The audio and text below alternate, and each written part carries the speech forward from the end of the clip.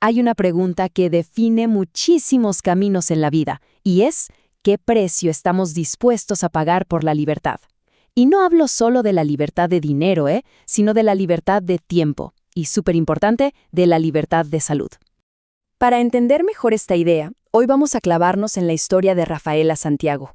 Ella es una mujer que se enfrentó a esta pregunta, pero de la forma más, digamos, cruda y real que se puedan imaginar.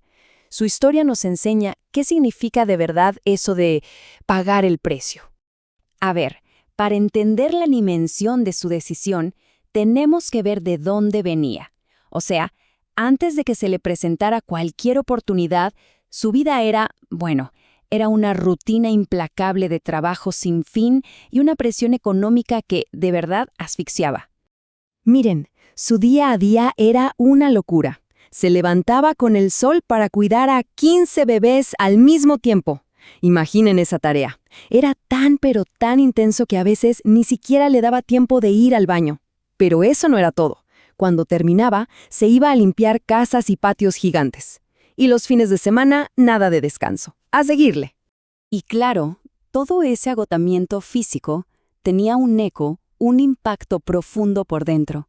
Ella misma lo dijo así, con estas palabras. Mi autoestima estaba en el piso. Se sentía completamente atrapada en un círculo de deudas, tanto que algo tan sencillo, tan normal, como comprar un arbolito de Navidad para su familia, era un lujo que simplemente no se podía dar. Y en medio de todo eso, de pronto, ¡pum!, aparece una oportunidad de negocio. Pero el primer precio que le tocó pagar no fue con dinero, para nada. Fue emocional, enfrentarse a un muro de rechazo absoluto. Es que el aislamiento fue total. Buscó apoyo, primero, en su gente, en los más cercanos. ¿Sus 8 hermanos? Le dijeron que no. ¿Sus 3 hijas? Tampoco. Bueno, ¿y las 15 mamás con las que convivía todos los días? Un no rotundo. La respuesta era la misma en todos lados. Nadie, absolutamente nadie creyó en ella. Y el rechazo venía con una dosis de escepticismo, ¿no? La gente siempre le pedía pruebas. Le decían, a ver, enséñame tu cheque. El problema es que al principio su cheque era, ella misma dice que había que mirarlo con lupa. Era diminuto, no tenía grandes resultados para mostrar. El precio también se empezó a sentir en su cuerpo.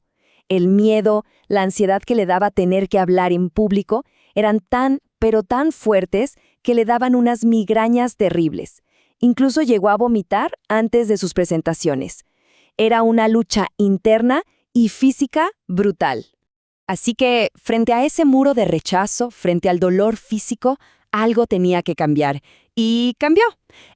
Justo este, es el punto de quiebre en la historia. Es el momento en que un simple cambio de perspectiva interna lo transformó todo.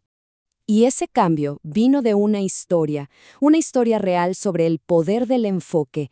Imaginen la escena, es de película. Un terremoto devasta una ciudad, una escuela queda hecha ruinas. Y de pronto, un padre corre desesperado hacia los escombros porque se aferra a una promesa que le hizo a su hijo, y sin pensarlo, con sus propias manos, empieza a cavar. Y mientras él cavaba y cavaba, la gente a su alrededor intentaba detenerlo. Llegaron otros papás, los bomberos, la policía, y todos le decían lo mismo, que era inútil, que no había esperanza, que tenía que rendirse. Era exactamente el mismo coro de dudas que Rafaela había estado escuchando una y otra vez. Pero la mentalidad de este padre era de acero. A cada comentario negativo, a cada «déjalo ya», él respondía con una sola pregunta. ¿Vienes a ayudar? Si la respuesta era no, simplemente los ignoraba y seguía cavando. Se convirtió en su filtro para no escuchar nada que no lo acercara a su objetivo. Y así siguió. Cavó sin parar, ignorando el cansancio, el dolor y a toda la gente que le decía que se detuviera, por 48 horas seguidas. Y después de esas 48 horas de esfuerzo sobrehumano, llegó la recompensa. Escuchó una vocecita. «Papá, soy yo». Era su hijo. No solo estaba vivo, sino que les había dicho a sus compañeritos que no se preocuparan, que su papá iba a venir porque se lo había prometido. Al final, ese hombre salvó a 12 niños de los escombros. Y esa fue la lección que lo cambió todo para Rafaela. Entendió que tenía que adoptar esa misma mentalidad.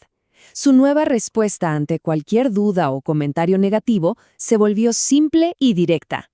Mucha gente te dirá que no va a funcionar.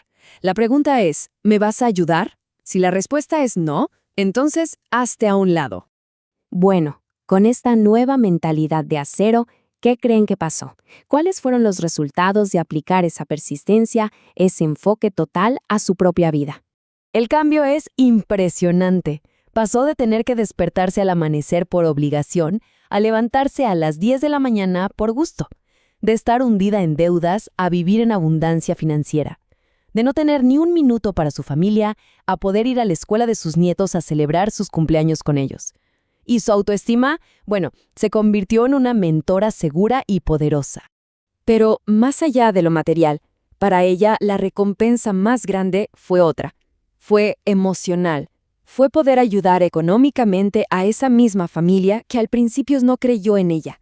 Poder apoyar a su mamá, a sus hermanas, a sus hijas. Y así, la historia de Rafaela le da un nuevo significado a la pregunta del inicio. Nos da una definición mucho más clara, mucho más poderosa, de lo que de verdad significa pagar el precio. Porque el precio, al final, no es aguantar el sufrimiento. No, es un acto de voluntad. Es el compromiso de enfocarse en la meta, en el premio, y no en el dolor del momento. Es tener la disciplina para hacer a un lado a los que dudan, y el coraje para seguir adelante, a pesar del miedo y de los fracasos. Y con esto, la pregunta del principio regresa, pero ahora se siente diferente, ¿no? La historia de Rafaela la transforma. Ya no es una pregunta en el aire, es una pregunta muy personal, para la reflexión de cada quien. ¿Cuál es el precio que se está dispuesto a pagar por esa libertad que tanto se anhela?